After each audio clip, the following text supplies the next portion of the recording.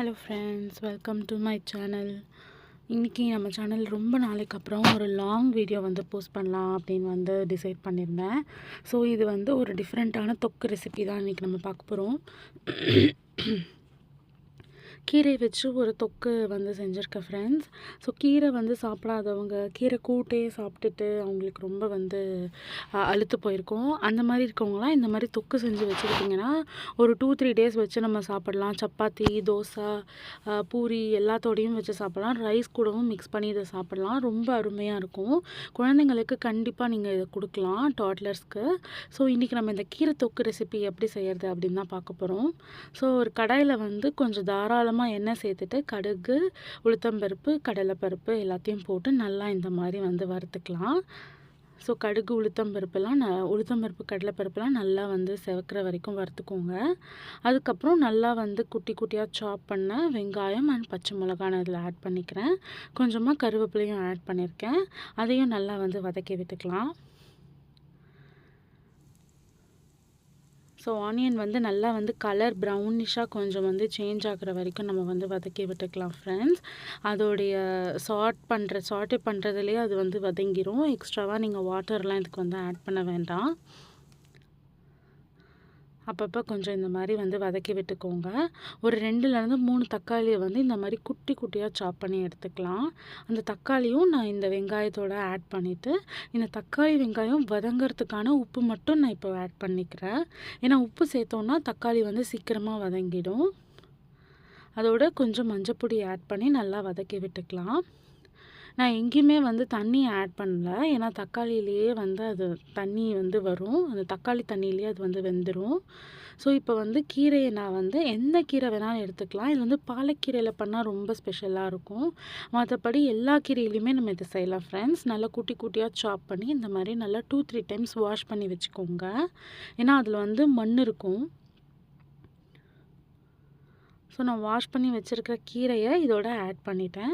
First நமக்கு add பண்ணும்போது ரொம்ப அதிகமாக இருக்கிற மாதிரி தான் தெரியும் ஃப்ரெண்ட்ஸ். அதுக்கப்புறம் கீரை நல்லா சுருங்கி அதோட சேர்ந்து வந்துடும். நல்லா மேஷ் பண்ணி விட்டுக்கோங்க. இப்போவும் நம்ம எக்ஸ்ட்ராவாக எந்த வாட்டருமே ஆட் பண்ண போகிறதில்ல.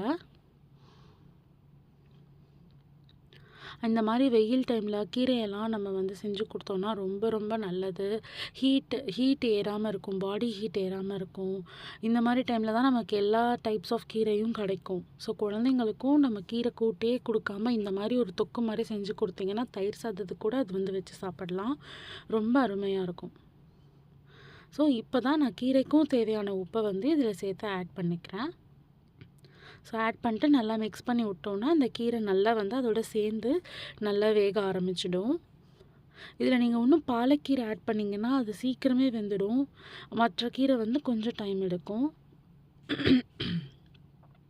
ஸோ நல்லா ஈவனாக ஸ்ப்ரெட் பண்ணி விட்டுட்டு ஒரு 2 to 5 minutes வந்து விட்டுடலாம். ஸோ இப்போ விட்டு பார்த்திங்கன்னா அதுவே தண்ணி நீத்து விட்டுட்டு வந்து இந்த மாதிரி பாருங்கள், கீரை நல்லா ஒன்றோடு ஒன்று சேர்ந்துருச்சு. ரொம்ப சுருங்கி போயிடுச்சு கீரை. ஸோ எண்ணெய் பிரிஞ்சு வர ஆரம்பிக்குது. ஸோ இப்போ கீரை சுருங்கினதுக்கப்புறம் இதுக்கு நான் கொஞ்சமாக வந்து சாம்பார் பொடி ஆட் பண்ணுறேன் ஃப்ரெண்ட்ஸ். அதுக்கப்புறம் கொஞ்சமாக சில்லி பவுடர். உங்கள் காரத்துக்கு ஏற்ற மாதிரி இதை ஆட் பண்ணிக்கோங்க. தனியாத்தூள் கொஞ்சம் ஆட் பண்ணியிருக்கேன். பச்சை மிளகாவும் நம்ம போட்டிருக்கோம். ஸோ காரத்துக்கு ஏற்ற மாதிரி ஆட் பண்ணிக்கோங்க. ஸோ அதெல்லாம் ஆட் பண்ணிவிட்டு நல்லா மிக்ஸ் பண்ணி விட்டுக்கலாம். இதோட பச்சை வாசனைலாம் போகிற அளவுக்கு நம்ம இதை வந்து இன்னும் கொதிக்க விடணும். நான் இப்போவும் வாட்டர் எதுவுமே ஆட் பண்ணாமல் தான் கொதிக்க விட்டுட்ருக்கேன். இன்னும் வந்து நமக்கு வெந்து சுருள வதங்கி வரும். அப்போ தான் நமக்கு வந்து தொக்கு கன்சிஸ்டன்சி வந்திருக்குன்னு அர்த்தம். ஸோ நான் வந்து இப்போ ஃபஸ்ட்டு போடும்போதே வந்து பச்சை மிளகா போட்டதுனால இப்போ காரம் வந்து பார்த்து போட்டிருக்கேன். நீங்கள் பச்சை மிளகா சேர்க்காம வெறும் மிளகா பொடி மட்டும் சேர்த்துக்கிறதுனா கூட சேர்த்துக்கலாம்.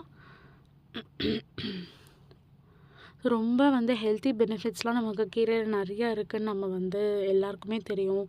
கீரையில நெறையா அயர்ன் கன்டென்ட் இருக்கு. எல்லாருக்குமே கீரைன்றது ஒரு அத்தியாவசியமான ஃபுட் ஆயிடுச்சு இப்போ. ஸோ வீக்லி ஒன்ஸ் ஆவது நம்ம எல்லாருமே கண்டிப்பா கீரைகள் எடுத்துக்கணும்.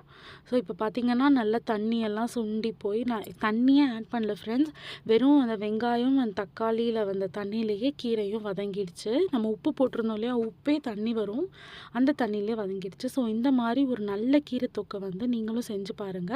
பார்த்துட்டு உங்களோட கமெண்ட்ஸை சொல்லுங்க ஃப்ரெண்ட்ஸ். அண்ட் நீங்க எந்த மாதிரியான தொக்கு செய்வீங்க? கீரை தொக்கு இதுவரைக்கும் செஞ்சிருக்கீங்களா? அப்படின்றதையும் எனக்கு கமெண்ட்ஸ்ல சொல்லுங்க. அண்ட் மறக்காம என்னோட மித்ரா மாம் சேனலை வந்து சப்ஸ்கிரைப் பண்ணிக்கோங்க. Thank you friends.